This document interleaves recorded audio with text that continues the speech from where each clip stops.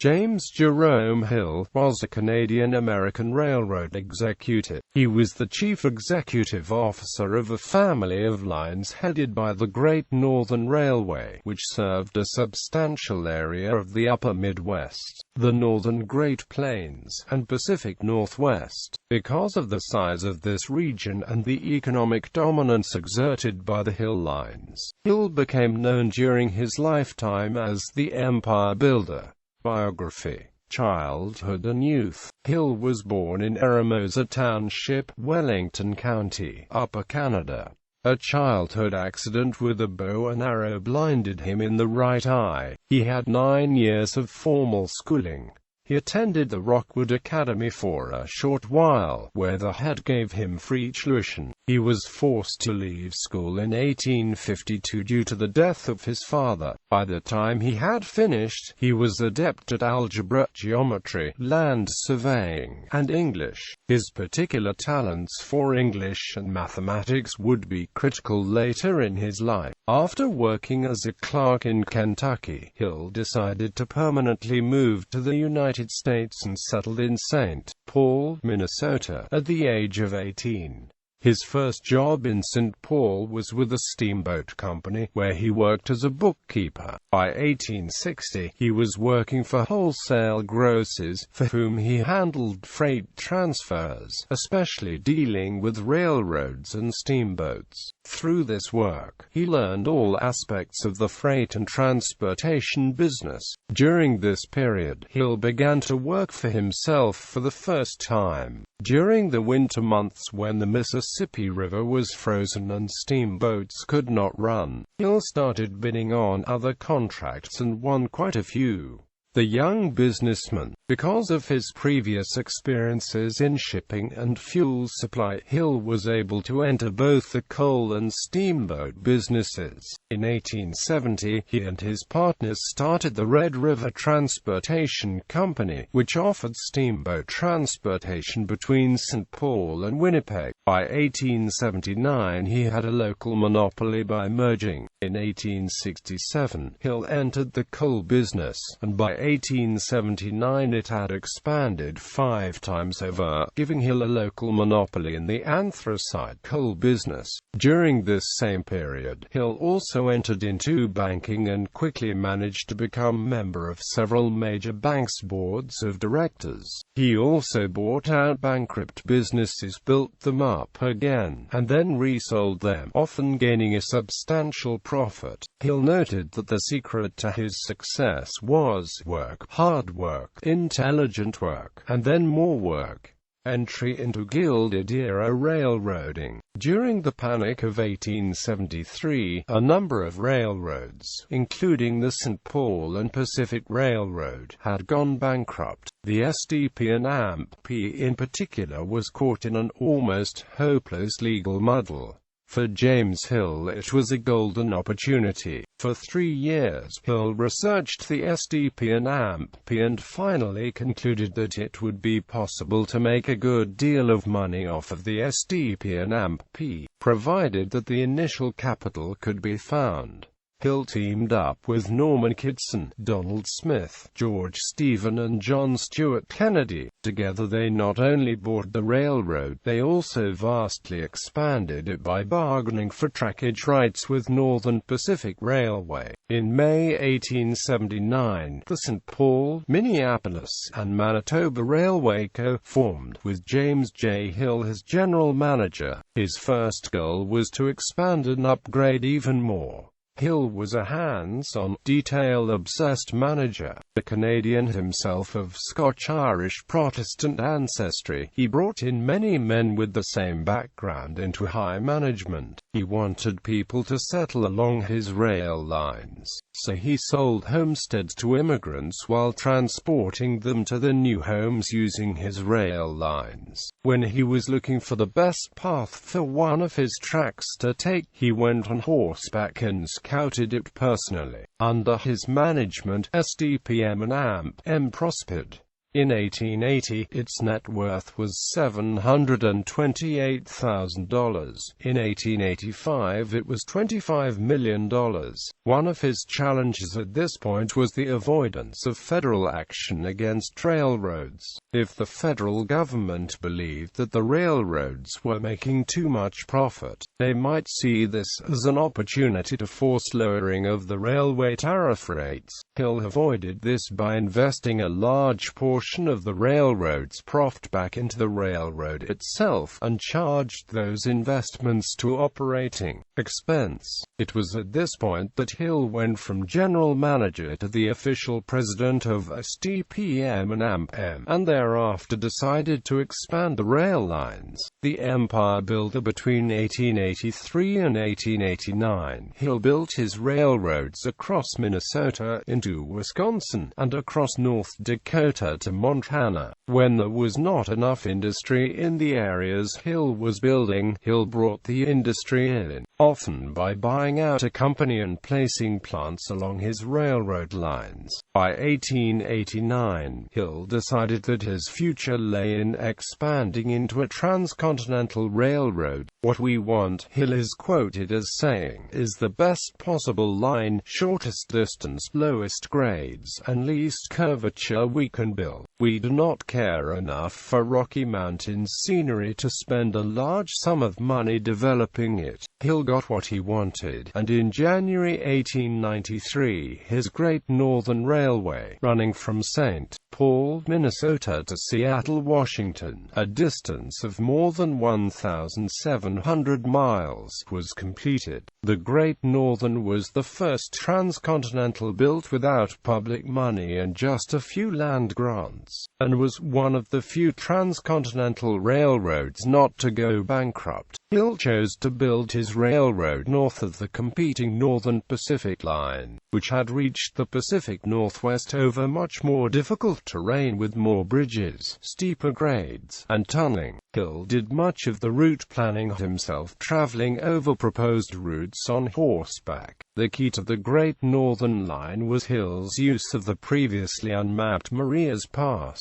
The pass had initially been described by Lewis and Clark in 1805, but no one since had been able to find it, so Hill hired Santiago Jameson to search it out. Jameson discovered the pass 1889, and it shortened the Grand Northern's route by almost 100 miles. The pass had been discovered by John Frank Stevens, principal engineer of the Great Northern Railway, in December 1889, and offered an easier route across the Rockies than that taken by the Northern Pacific. The Great Northern reached Seattle in 1893. In 1898, Hill purchased control of large parts of the Mesabi Range iron mining district in Minnesota, along with its rail lines. The Great Northern began large-scale shipment of ore to the steel mills of the Midwest settlements. The Great Northern energetically promoted settlement along its lines in North Dakota and Montana, especially by German and Scandinavians from Europe. The Great Northern bought its lands from the federal government. It received no land grants, and resold them to farmers at cheap prices. It operated agencies in Germany and Scandinavia that promoted its lands, and brought families over at low cost. Hill also invested in founding schools and churches for these communities and promoted a variety of progressive techniques to ensure they prospered. This Dakota boom peaked in 1882 as 42,000 immigrants, largely from northern Europe, poured into the Red River Valley running through the region. The rapidly increasing settlement in North Dakota's Red River Valley along the Minnesota border between 1871 and 1890 was a major example of large-scale bonanza farming.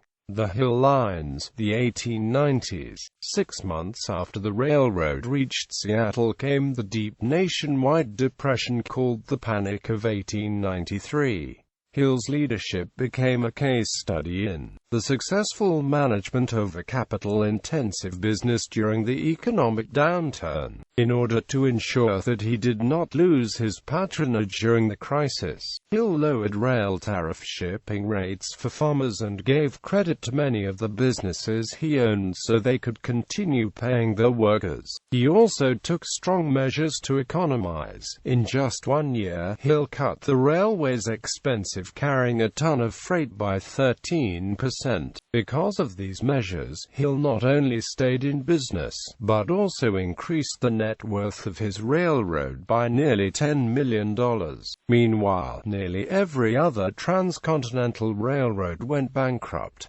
His ability to ride out the Depression garnered him fame and admiration. Hill saved money by repeatedly cutting wages, made possible by a time of deflation when prices were falling generally. In this time he also began to focus his energies on securing trade with Asian countries. He offered Japanese industrialists Southern cotton and shipped it free if they would compare it with the short staple cotton they were using, with the promise of a refund if they were dissatisfied, which they were not. With these friendly relations established, Hill managed to secure the industrializing Japanese order for 15,000 tons of rails against competition from England and Belgium. From 1886 to 1905, American exports to Japan leapt from $7.7 million a year to $51.7 million. Leonard says that after 1900 Hill exhibited poor business judgment regarding one Canadian subsidiary, the Vancouver, Westminster and Yukon Railway Company. He ousted its president John Hendry, thereby worsening the problems, prolonging the delays, and adding to the costs of taking over the VW and AMP.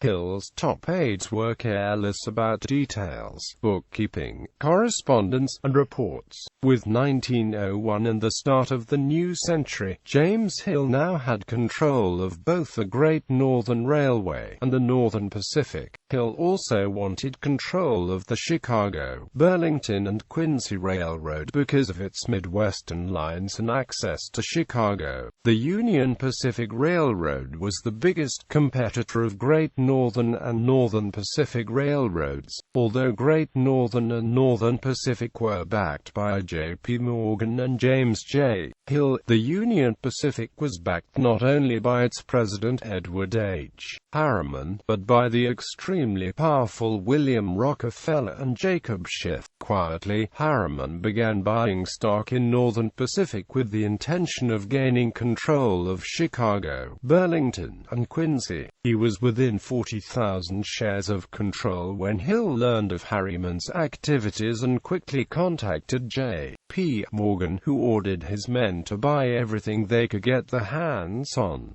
The result was chaos on Wall Street. Northern Pacific's stock was forced up to $1,000 per share. Many speculators, who had sold Northern Pacific short in the anticipation of a drop in the railroad's price, faced ruin. The threat of a real economic panic loomed. Neither side could win a distinct advantage, and the parties soon realized that a truce would have to be called. The winners of that truce were Hill and Morgan, who immediately formed the Northern Securities Company with the aim of tying together the three major rail lines. As the Hill-Morgan alliance formed the Northern Securities Company, Theodore Roosevelt became president and turned his energies against the great trusts that were monopolizing trade. The Hill lines survived the trust-busting era. Roosevelt sent his Justice Department to sue the Northern Securities Company in 1902.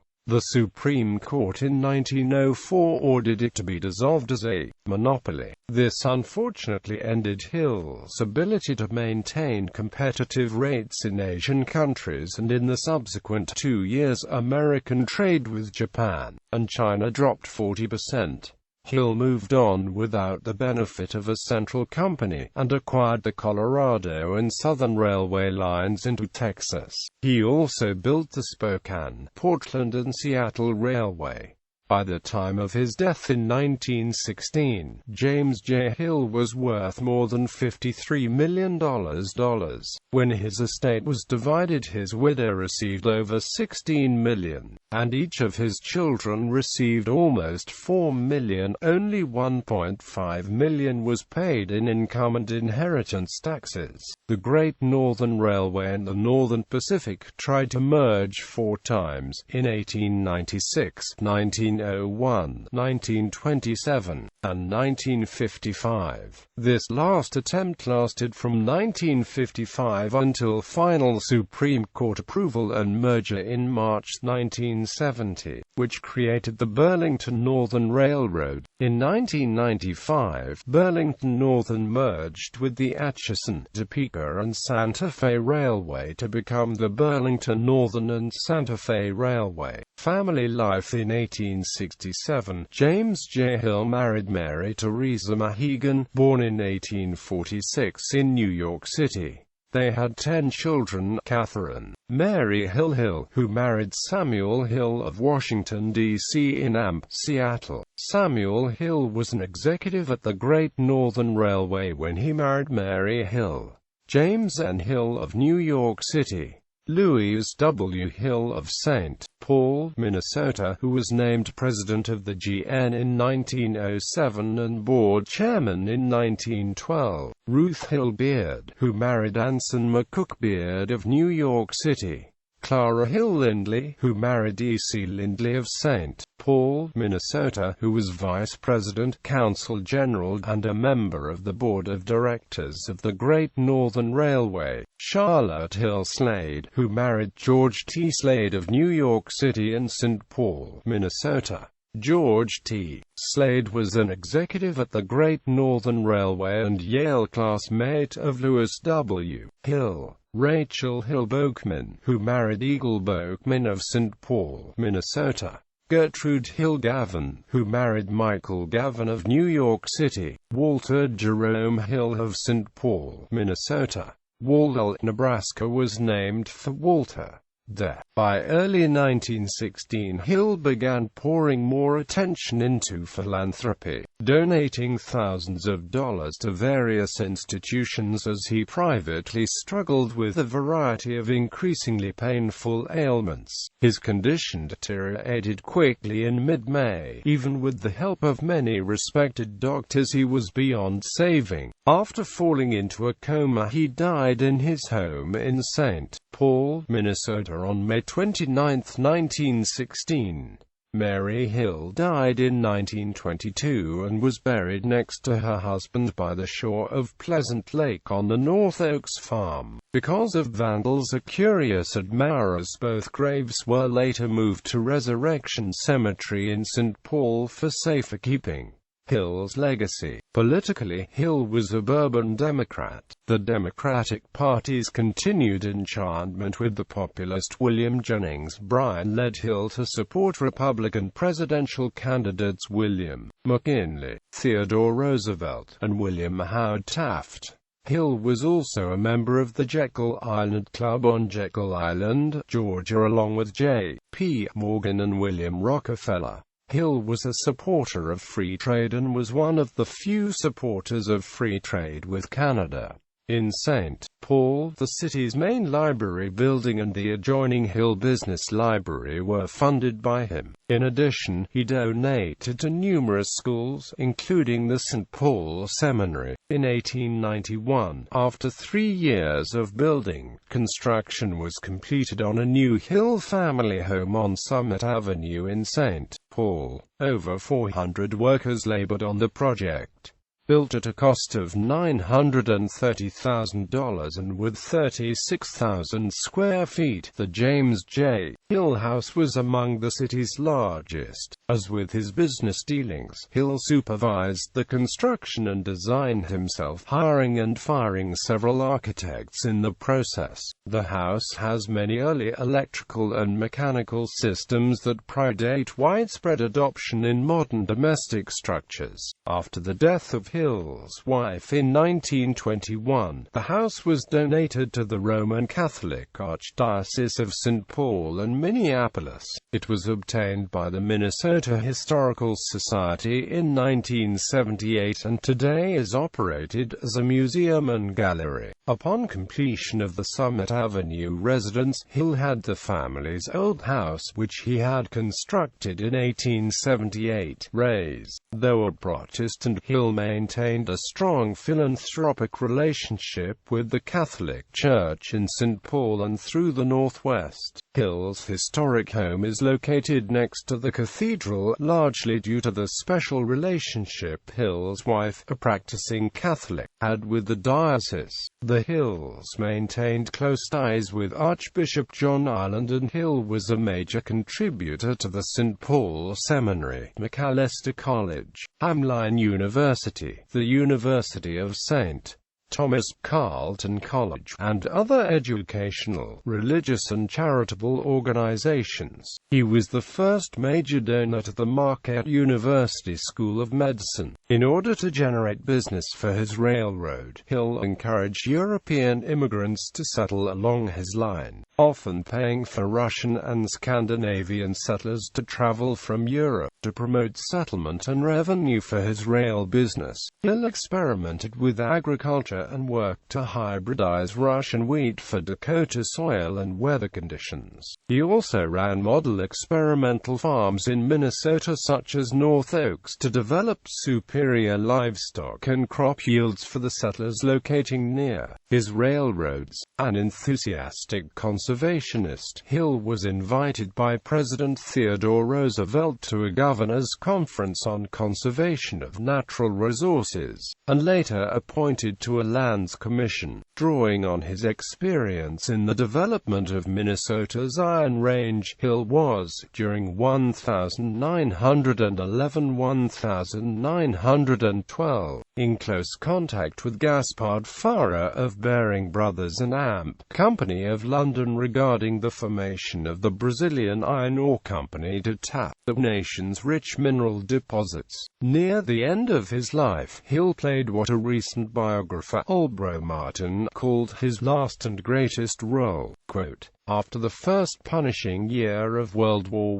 I, the Allied powers desperately needed financial support to continue the war effort. To that end, Hill was a major figure in the effort launched by J.P. Morgan to flood the Anglo-French bond drive of 1915, which allowed the Allies to purchase much-needed foodstuffs and other supplies. In September 1915, the first public loan, the $500 million Anglo-French loan, was floated after negotiations with the Anglo-French Financial Commission. Concomitantly, the resulting trade in munitions with England and France carried the United States from a depression in 1914 to boom years in 1915 and 1916. Hillsboro, North Dakota, Hill County, Montana, and Hilliard, Washington, are named for him. In 1929, the Great Northern Railway named its flagship passenger train the Empire Builder in his honor. The train continues as Amtrak's daily Empire Builder, which uses former Great Northern tracks west of St. Paul, Minnesota.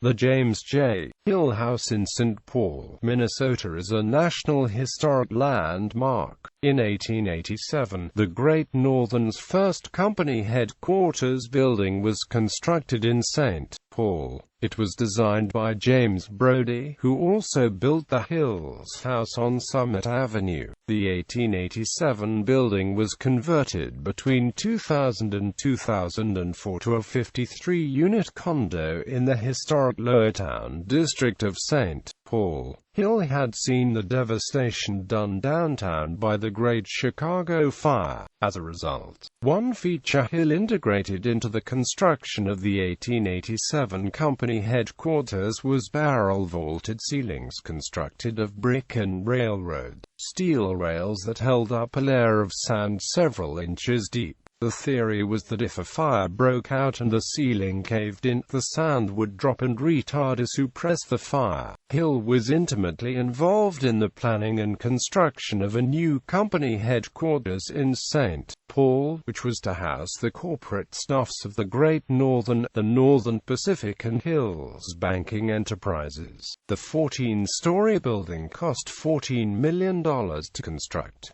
Hill's heirs established the James J. Hill Reference Library in St. Paul, which is considered by the Small Business Administration the premier source for publicly accessible practical business information in the United States. Many SBA programs rely on the Hill Library's Hill Search service to provide business information resources to small businesses nationwide. The Hill Library has developed numerous online programs and now serves millions of small business owners worldwide. In The Great Gatsby, Hill is the man whom Gatsby's father says Gatsby would have equaled if he had lived long enough. Hill and his railway are mentioned in the Harry McClintock song, Hallelujah, I'm a Bum.